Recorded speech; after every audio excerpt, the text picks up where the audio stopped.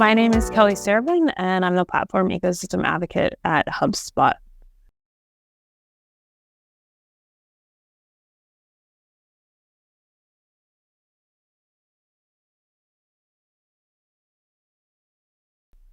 I think that it is really important that businesses adjust their positioning and messaging during the recession, like any other significant event in your prospect and customer journey.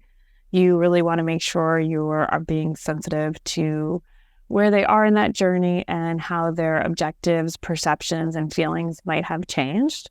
I think the most important thing is to remember that the customer is the hero of your story. You are not the hero of your story. So you want to make sure that everything you're doing is empowering your customer to be more successful, to really meet their objectives, to make their lives better, whether that's personally or professionally. And during a recession, I think those objectives are going to change. And it's really going to be kind of industry and buyer specific. How these troubling economic times play out really depends on where you're sitting. There are some sectors, for example, where you might still be flourishing in your business. Demand might be up.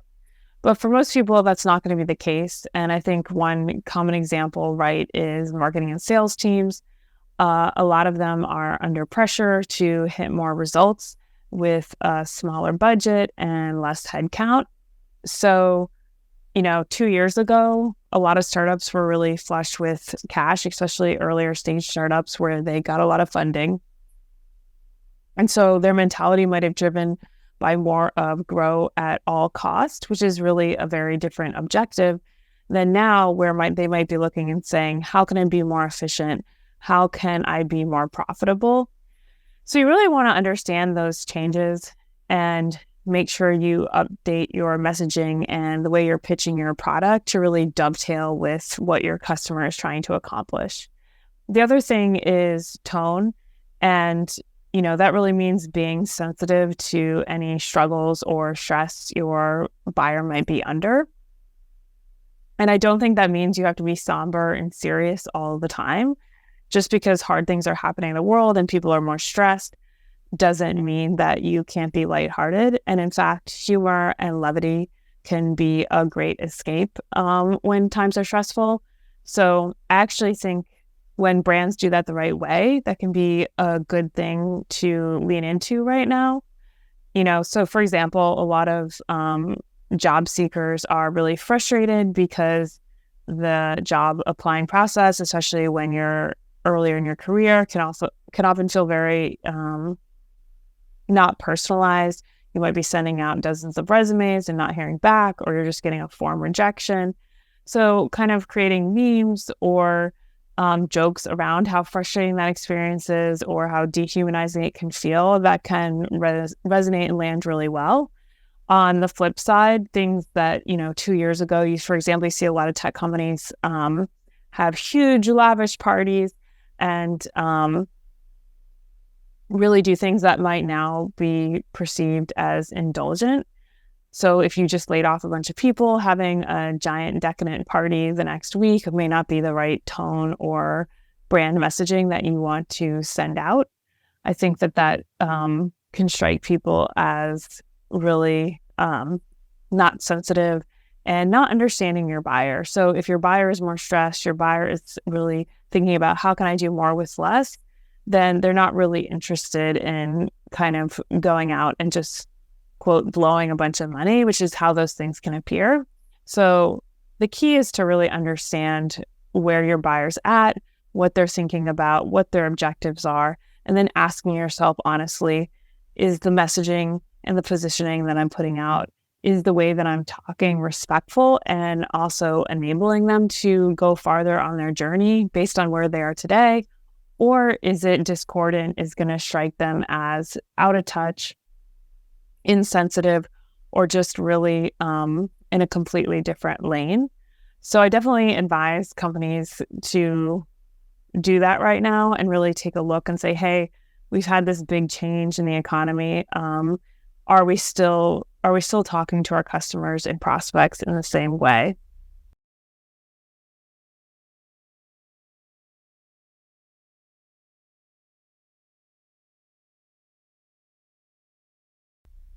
Another thing to think about is when you are buying CRM software, or if you're looking at the CRM software that you're already using, what specific features are most valuable right now. And I think that there's a couple of different buckets of features that you want to focus on. One is tracking, right? And tracking and reporting tied together. So you want to make sure that you know where your leads are coming from, where they're going, and where they're ending up. And a good CRM makes it really easy to understand, hey, this lead came from social media. This lead came from paid ads.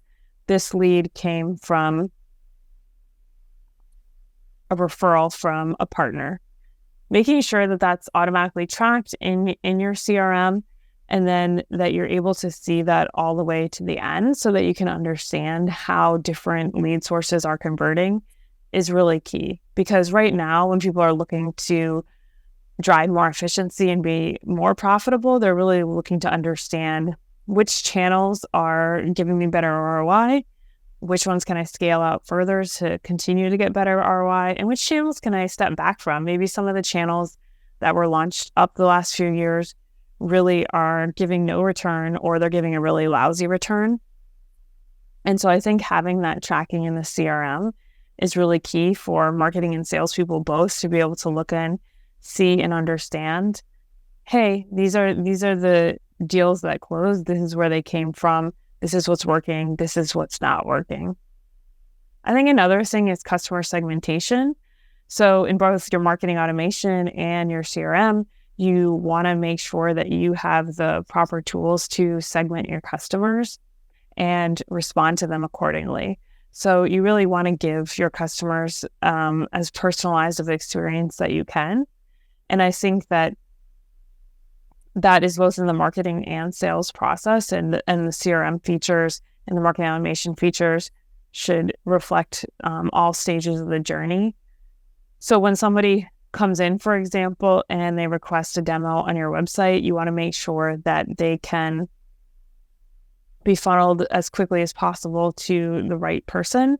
So if it is a lower value lead, or it's a lead where you don't have enough information to understand, you want to pass it on to a BDR. If, for example, it is a high value account that you've been targeting for months, you have an enterprise AE who's already spoken to them, you want to make sure that the lead goes directly to that person's calendar.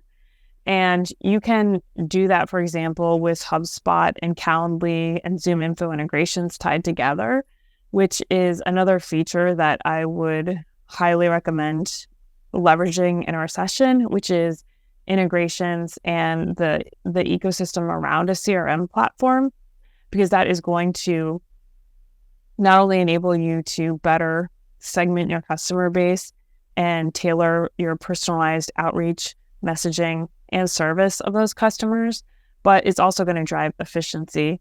And I think that you already have subscriptions to all these tools. By making sure that they're integrated, you're able to get the data in one place, and you're also able to save massive amounts of time for your marketers, for your sales teams, for your ops teams. And that ultimately is time that they can spend on running more marketing campaigns, on nurturing leads, on having sales conversations.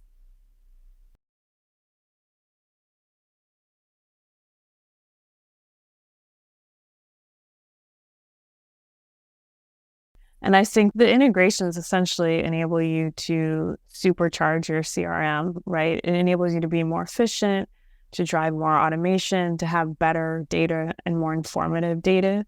And that customer segmentation, when you layer all those other tools on top of it, can only be enhanced. So for example, HubSpot integrates with ZoomInfo, and you can use that to enrich the context that you have in HubSpot.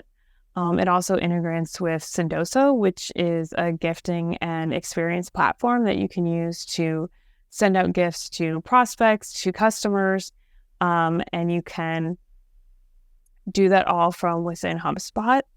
So if you look at it from the sales rep's perspective, right, they're able to be inside of HubSpot. They're looking at the deal record or the company record or the contact record, and they're able to see all the information that HubSpot captures the whole entire customer journey. And then also enrichment that ZoomInfo includes, which might have more on their tech stack or the intent. And then they can, from directly within the UI, decide to send a gift, which their sales manager or VP has allocated which gifts they can send and what their budget is. And they can use the data to understand, hey, is this the right person to send a gift to, and what gift might resonate with them? So really making sure that you are not only segmenting your customers, but following up with them in a timely and personalized manner, which is where automation can come into play. So one thing, within HubSpot is we have workflows where you can automate and trigger any number of things that enable reps to work more efficiently and in a more targeted manner. So if something happens, if the buyer downloads a particularly high intent ebook, for example, then the sales rep who's been targeting that account can immediately get notified, and they can then text them, they can call them, they can do whatever outreach has been identified as getting the highest return, and they can do it right away. And that's the beauty of automation, is you're not waiting for the sales rep to go check on their deals, but rather they're being told by the CRM, these are the highest intent accounts, here's where you should act, here's where you should spend your time. And so I think making sure that your CRM is capable of doing that, and not just capable, but also user-friendly, because you can have a lot of functionality embedded within a CRM, but if users who are actually in the day-to-day of it can't action the data, then ultimately you're not going to see the ROI that you're looking for. So I think you want to make sure that those features are not only available, but that there's a workflow behind them where the right person can use them, and you don't have things that are in the system, but that the users aren't actioning. So I would look to both of those. I think another way that a CRM can help businesses to really both streamline their processes and improve customer retention is to enable them to leverage those automations and integrations, because really having a smooth onboarding and making sure that businesses are able to see the end-to-end customer journey at the entire stage of the process, from marketing to customer support, is what's really going to increase retention, right? So a lot of companies struggle because they have a marketing automation system, they have a CRM, they have a service system, and the data between these is not moving cleanly, it's disjointed, it's not normalized. So the customer support or the customer success person might be looking at a kind of disjointed record, and they don't really understand or see the entire journey that customer has taken.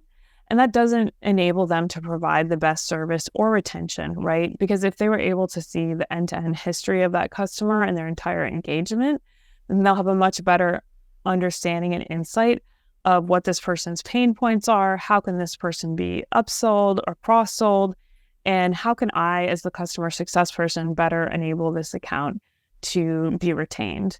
And so making sure that your systems are integrated properly, and that each of your functions are able to leverage data from other functions is going to make a huge impact.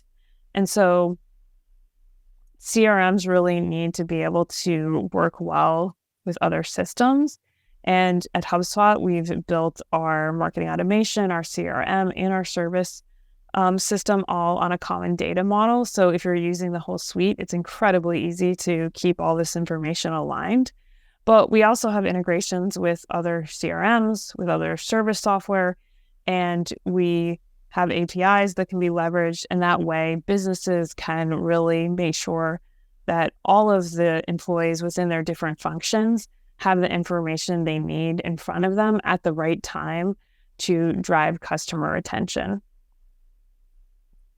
And within those systems, I think you also want to make sure that the information that is the most important is surfaced, especially as you scale. So really making sure that you pay attention to the data that drives difference, right?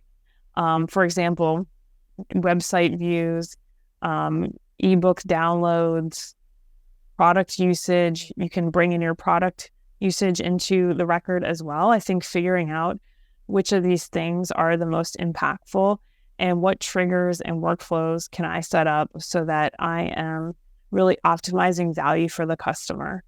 I think that is the way to be the most effective.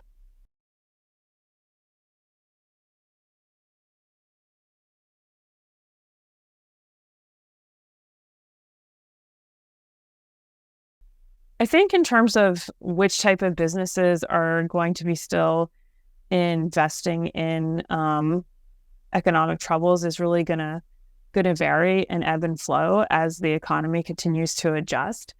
So certain sectors were hit really hard. The tech industry, for example, has had a tremendous amount of layoffs, and it was hit in a particular way in its particular segments. For example, e-commerce was really invested in tremendously during the pandemic. So a lot of the layoffs were hitting that sector. I think what businesses can and should do is look at their own customer base, right, and understand the different verticals that they serve and say which of these verticals maybe are less impacted by the recession, or, for example, are even flourishing in the recession because they're able to meet a particular need. And I think that that's going to continue to change as the economy moves, like different sectors kind of cause a ripple effect. So I think paying close attention to your customer base and finding the ones that are doing okay economically is a great strategy because you already have presence in those sectors. Trying to go into completely new sectors right now is challenging. So I think that would be the first step, is say, hey, are there particular verticals that we already serve that we can really invest more in, highlight the case studies, and then I think staying attuned to how the economy is changing. So as the tech industry has had so many layoffs, it might start to recalibrate, start to rehire, start to grow again. And that's just something that you have to really constantly stay on top of. I think the other reality, right, is certain industries to look for in terms of marketing and sales software in particular is to understand, which of the verticals or industries within your own customer base are more dependent on, say, marketing, right? So a lot of things that are either direct to consumer or SMB, you're going to have to rely more on marketing than you are on sales because you don't have a high touch process. And, you want to continue to target those if you're selling marketing software. And really another kind of point to look for when you have a recession is people who might be stepping down. So whether it's someone who has a completely bespoke enterprise system and is looking for ways to be more efficient, or, for example, you had a very expensive enterprise piece of software, maybe you're looking for one that's more targeted towards mid-market because you're looking for efficiencies. And that is something to keep in mind, is that companies are looking for ways to cut their software bills. So if you can target people who may have bought up from whatever price point you're selling into, that can be another good way to go in a recession for selling marketing and sales software.